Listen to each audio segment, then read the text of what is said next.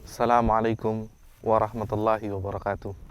Kaum muslimin dimanapun Anda berada, melihat begitu banyak nikmat Allah subhanahu wa ta'ala, kami teringat sebuah surat yang teramat pendek, sering kita baca, sering kita hafal, dan mungkin anak-anak kita banyak menghafalnya, yaitu surat Al-Asr, yang di dalamnya mengandung banyak pelajaran dari nikmat-nikmat Allah subhanahu wa ta'ala.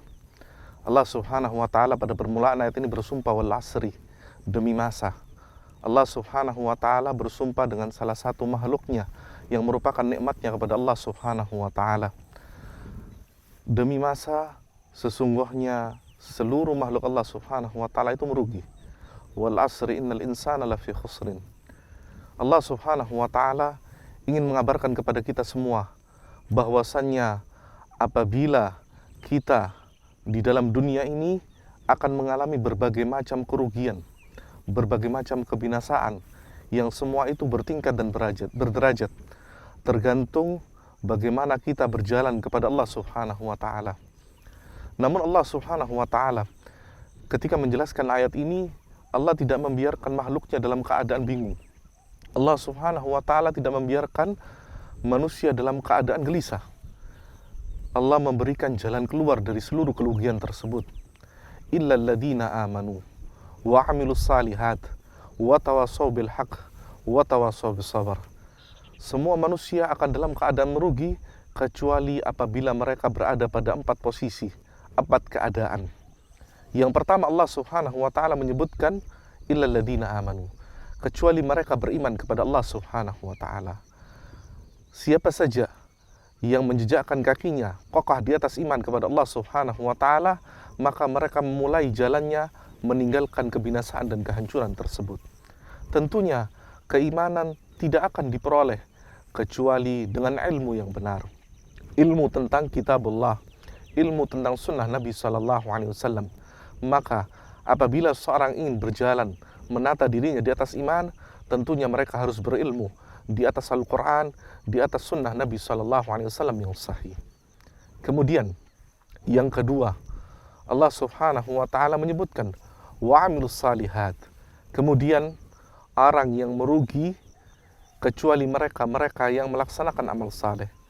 Tentunya beriman saja, ikrar saja tidak cukup, kecuali mereka dibarengi dengan bukti nyata, yaitu amal saleh.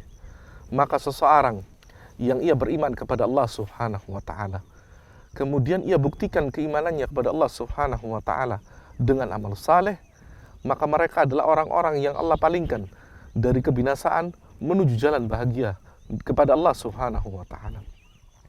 Kemudian 2 kondisi selanjutnya yang Allah subhanahu wa ta'ala gambarkan pada ayat ini sungguh indah.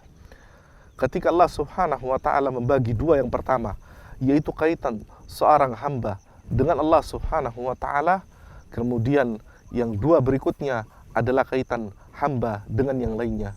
Allah melanjutkan ayatnya wa tawasaw bil haqq wa tawasaw bis sabar, yaitu saling berpesan di atas kebenaran dan saling berpesan di atas kesabaran.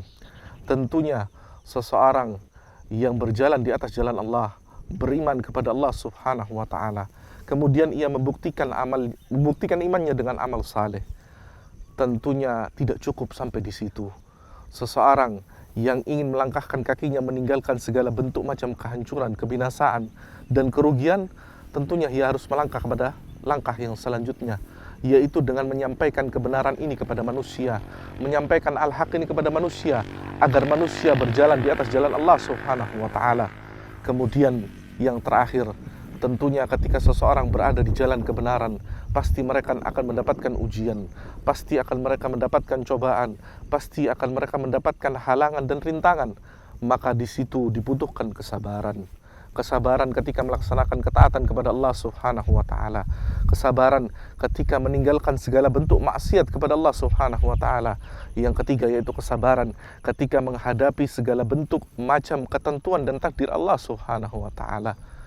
4 kondisi ini yang akan membawa kita semua berpaling dari jalan kebinasaan, dari jalan kehancuran, dari jalan yang akan menyia-nyiakan kehidupan manusia menuju jalan yang terang benderang, jalan bahagia, jalan seorang hamba yang akan semakin mendekatkan dirinya kepada Allah Subhanahu wa taala.